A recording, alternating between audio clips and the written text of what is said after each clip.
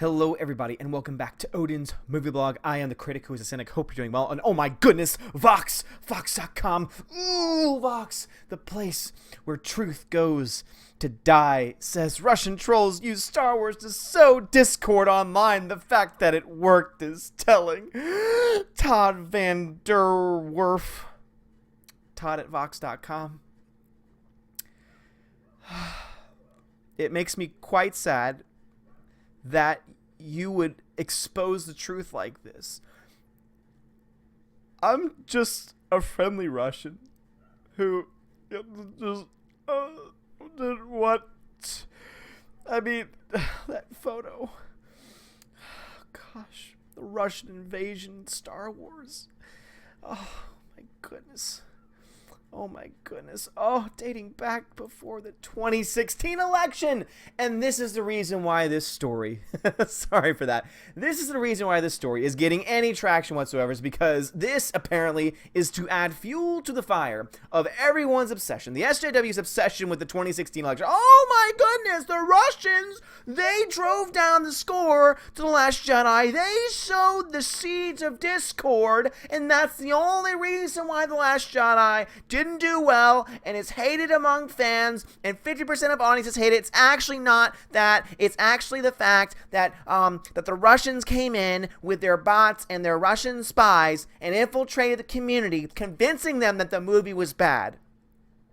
Do you even hear what you're saying? What you're trying to say? So not only do we go back to the actual argument itself, to the actual study, but now Vox is trying to say, and it worked. It worked. They infiltrated it and they convinced people. No, the movie was bad. Objectively speaking, the movie was bad. Go and check out Matthew Kadish, unless he's some kind of Russian spy. Oh my goodness, he's notorious. Natasha to my Boris. No, that's not how the real world works. The fact of the matter is, the only reason why this story has any traction whatsoever is because these people are so freaking obsessed with the 2016 election. That is the only reason why. Because, oh my goodness, the Russians hacked the election, and the Russians were the reason why Trump won. There's so much more that I could say about this that I really can't say, I really shouldn't say out loud. So I'm just going to go ahead and leave this here because there's a better story that I want to talk about. But I wanted just to show you Vox is still, oh my goodness. So I couldn't write this article when it first came out. I had to read it and understand that it's totally flawed. And so therefore I'm going to write an article saying, oh my goodness, this dates all the way back to 2016. I can't get over the fact of the election results. That's what's going on. That is what's going on right now. These whiny children who can't accept reality, these whiny children who cannot accept the fact that 2016 is over, we're in 2018 now, things are not, the world has not ended, and so therefore all they can do is try and say, oh, but the Russians! Now every single thing that happens from this point forward is going to be blamed on Russian influence. You find one Russian bot, oh my goodness, 50.9% of all comments about The Last Jedi were from Russian infiltrated, Russian bots and political agents. Nonsense. Total utter nonsense. But on the more positive side of Star Wars news, this is actually very exciting. So I'm actually looking forward to Jon Favreau's series. I like Jon Favreau. He's the one that got everything started with the MCU, with Iron Man. I really love this guy's direction. What he did with Disney's Jungle Book was fantastic as well. And the fact that this is called The Mandalorian, or that some aspect it is The Mandalorian, has me freaking excited. So on Wednesday, director Jon Favreau revealed details for his upcoming Star Wars TV series titled The Mandalorian. That is an amazing name for a series because it means that we're going to get probably some Boba Fett. If not Boba Fett, then maybe some origin stories about either Boba Fett or possibly his people, which is very exciting. So that alone has me very excited. Favreau described the series thusly: after the story of Jango and Boba Fett, another warrior emerges in the Star Wars universe. The Mandalorian is set after the fall of the Empire and before the emergence of the First Order. We follow the travails of a lone gunfighter in the outer reaches of the galaxy, far from the authority of the New Republic. That sounds great. You see, when you put someone who actually knows what they're doing, when you put someone who actually says, oh, you know what, I could actually probably tell a pretty interesting story, you see, already, from the premise alone, from the basic description, I'm like, yeah. I mean, I don't really care about the First Order, but yes, right after the fall of the Empire, yes, I want to know about this. We're talking about after Boba Fett, after, Jango, Boba Fett, we're talking about someone else from that area, someone else from this is just so great. I am so excited. And I have not been excited for Star Wars in a very long time. I know there's a lot of people out there that are still very, I just don't care for Star Wars. I just don't care. And I understand where you're coming from, because I understand why so many people feel broken, feel just totally destroyed by everything that's been going on. When it was the Russian bots, you see? The only reason why you feel that way is because of the Russian bots. No, it's because The Last Jedi broke Star Wars. It broke it in an objective and real way. It's not that, I didn't like the movie and the movie didn't do what I wanted it to do. That's not what we're saying. We're saying the movie was bad. The movie did some things plot-wise that break Star Wars continuity and also just break Star Wars in general. The hyperspace ram, I say this constantly, is the main thing I need to point out. Because now you can go back to any Star Wars film and all future Star Wars films and say, okay, well, why don't you just put a droid inside an X-Wing and hyperspace ram it? Since that apparently works. And they're not even going to address this in episode 9. They're not going to recant it. They're not going to explain it. They're just going to act like, oh no, that's just part of canon. That's how things work. But when you do that, guess what? The whole universe remains broken.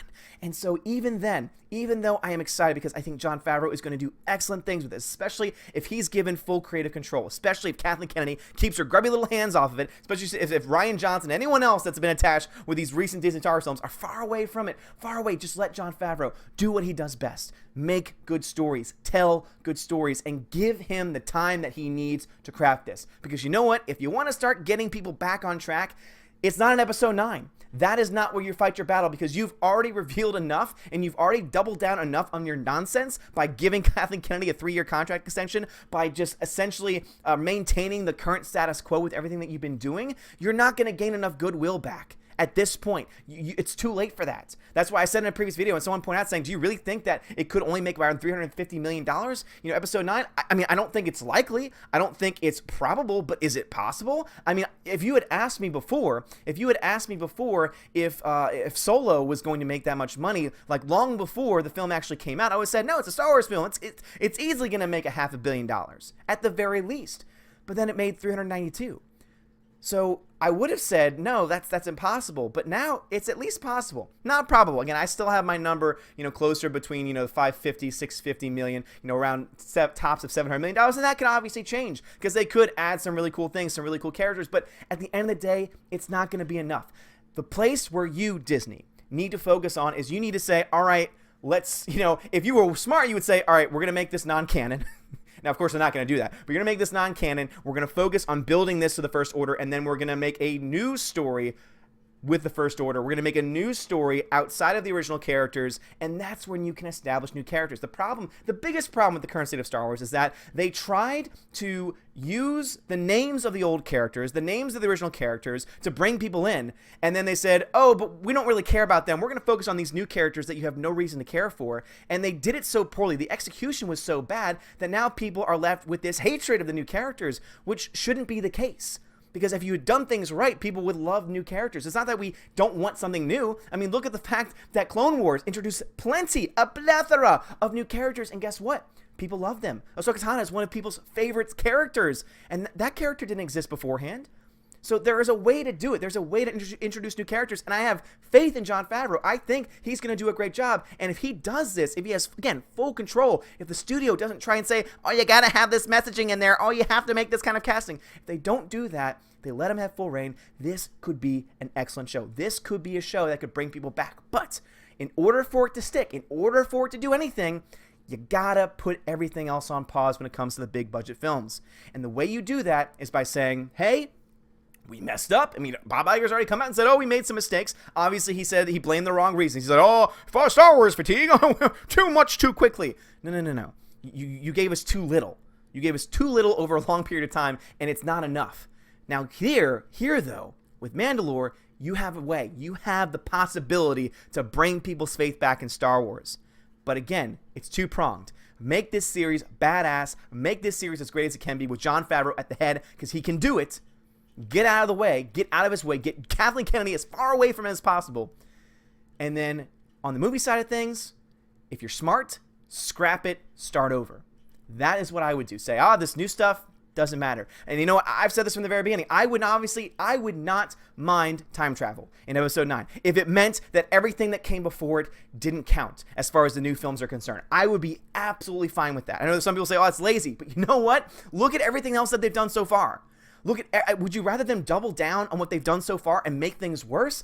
I would much rather them just say, okay, oh, we heard you. Oh, we're going to do away with it. We're going to bring things back and we're going to do things right. I would much rather that, because then guess what? Episode 9 could set up something interesting for the future, and then this could help maybe fill in some of the gaps. But anyway, guys, what are y'all's thoughts about this? Are you excited for Jon Favreau's show? Again, the fact that it's called The Mandalorian, the fact that it's going to focus on that. Again, that first line, The Mandalorian is set after the fall of the Empire and before the emergence of the First Order. We follow the travails of a lone gunfighter in the outer reaches of the galaxy, far from the authority of the New Republic. This sounds like it could be an epic space western, and it has the description of what could be an amazing show. I'm sad that it's going to be exclusive on the streaming network, but you know what? If you give it enough, it might be enough to bring people over. But anyway, guys, let me know what you thought about this video in the comments below. I'd greatly appreciate it. If you like this video, hit that thumbs up, hit that subscribe. It helps me out a lot. Guys, we are almost, probably tonight, if not tonight, definitely tomorrow, we're going to hit 5K, which is just insane. It means that I got to probably figure out what I'm going to do. I know that I said I was going to do something with, with Popeyes and Porgs and stuff. So I'm going to have to figure something out because, obviously with things going on the way that they are, I have to do things a little bit differently. But I might be able to work something out. I might be able to work a compromise out with some kind of, wearing the onesie at home instead of at the parking lot of the Popeyes and eating Popeyes here. But I will let you guys know about that. We are going to do a live stream, so in a couple hours, maybe an hour and a half or so, we are going to be doing a live stream. Have a lot to talk about. Cannot wait. And if we hit 5K on the stream, ooh man, we're gonna have some fun. So anyway, guys, thank you so much for watching. Have a great day, and as always, God bless. And oh my goodness, the Russians!